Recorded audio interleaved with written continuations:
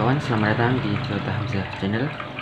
Kali ini kita masuk ke episode ke-8 dan tema yang kita ambil kali ini adalah tentang fiksi sejarah. Apa ya fiksi sejarah itu?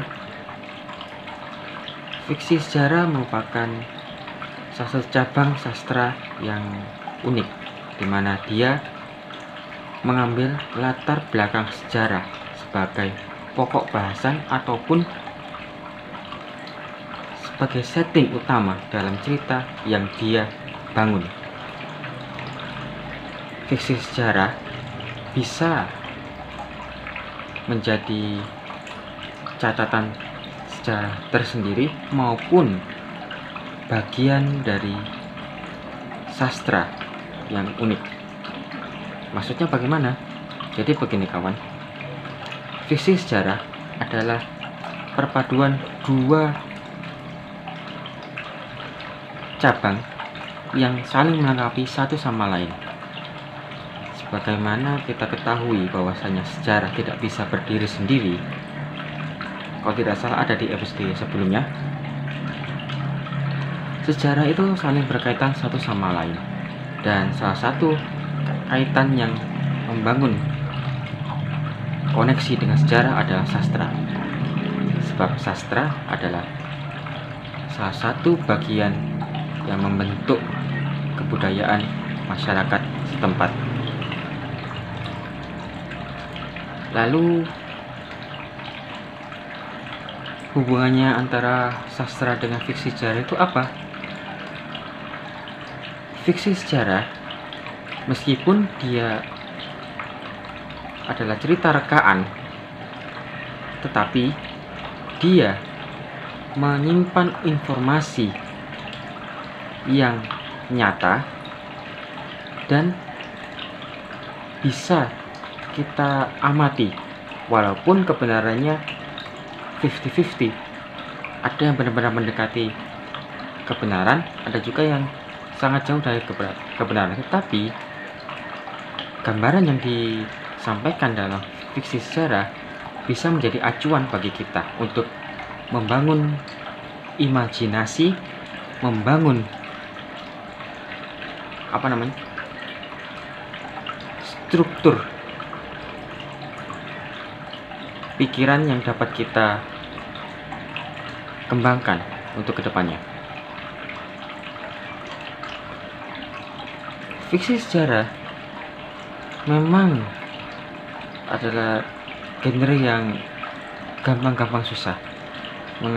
Mengapa dibilang gampang-gampang susah? Karena pertama, kita harus tahu latar belakang sejarah, dan ini memang harus membutuhkan riset yang cukup dalam.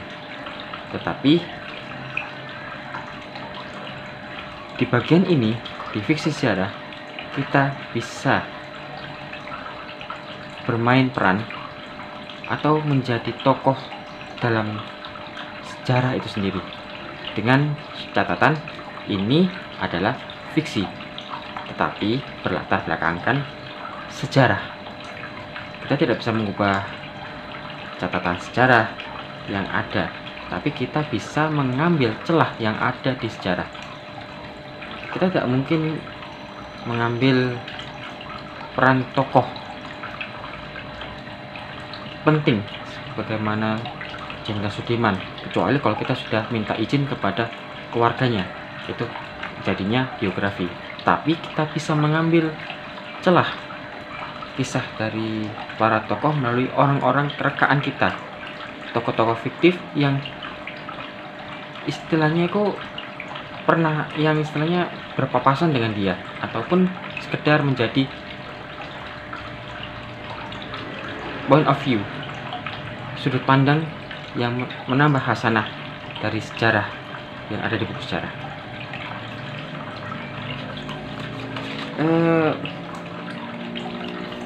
Menurut Pak Eksaka Banu, maaf salah, ini seharusnya Eksaka Banu.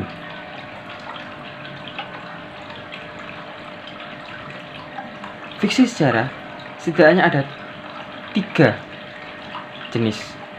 Yang pertama adalah mendramatisasi sejarah atau membuat cerita yang biasa-biasa saja menjadi luar biasa. Itu jenis yang pertama. Jenis kedua adalah dekonstruksi atau cerita alternatif, dan ini yang biasanya sering kita main di sini, yaitu seandainya, what if. Bagaimana kalau si tokoh utama tidak melakukan peristiwa ini? Seperti bagaimana kalau Jakarta tidak mengambil selendang dari para bidadari, atau bagaimana seandainya kalau si bidadari itu kembali pulang, ataupun kemungkinan-kemungkinan yang kadang jarang diceritakan, ataupun kemungkinan-kemungkinan yang seharusnya tidak ada, tapi bisa saja terjadi. Nah, ini salah satu uniknya dari fiksi sejarah. Dan yang terakhir adalah latarnya asli, tokohnya fiktif. Maaf, ada kendala lewat. Sekali lagi, latarnya asli, tokohnya fiktif. Contohnya seperti ini, pertempuran 10 November, peristiwanya ada asli, tapi kita mengambil sudut pandang lain. Mungkin pedagang gorengan yang ada di peristiwa tersebut, atau penjual kopi, atau masyarakat yang tengah terkepung di pertemuan tersebut. Nah, ini dia menceritakan peristiwa tapi dari sudut pandang yang berbeda. Nah, lalu mengapa fiksi sejarah itu kok penting ya? Mungkin teman-teman berpikir. Nah, perlu kita ketahui bahwasanya sejarah bukan hafalan, tetapi pemahaman.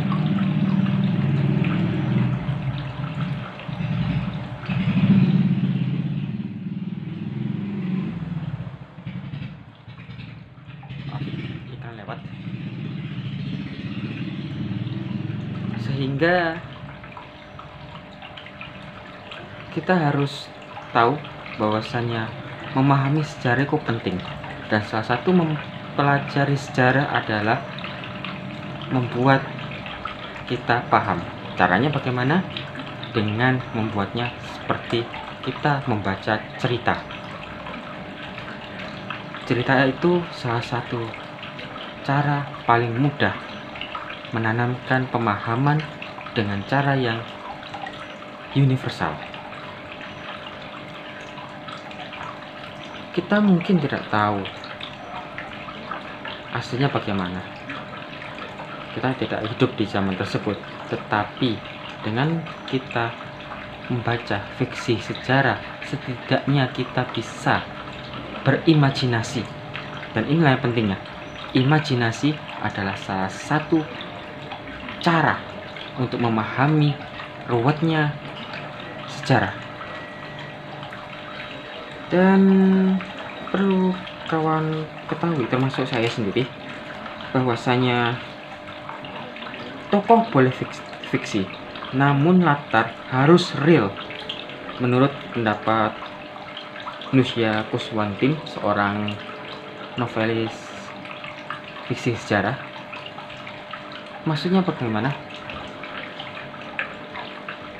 Kita bisa membangun imajinasi dengan syarat mengetahui info ataupun kisi-kisi yang setidaknya bisa kita pahami.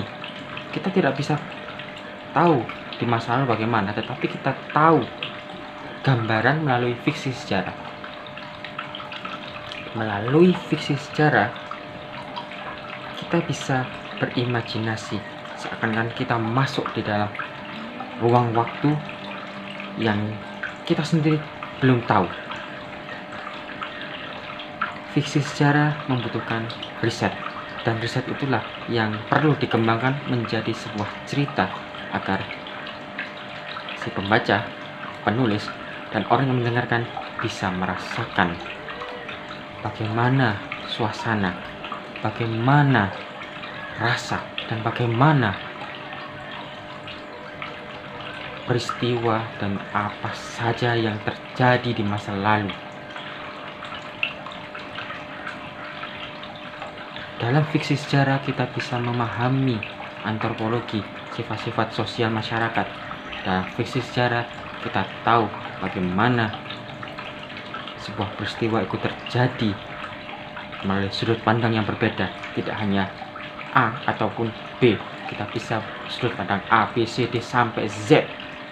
Tidak hanya kita lihat sisi hitam ataupun sisi putih, kita bisa melihat dua sisi sekaligus.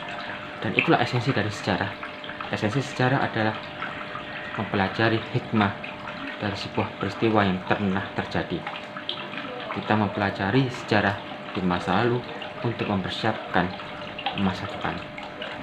Mungkin itu saja yang dapat saya sampaikan. Akan ada video selanjutnya.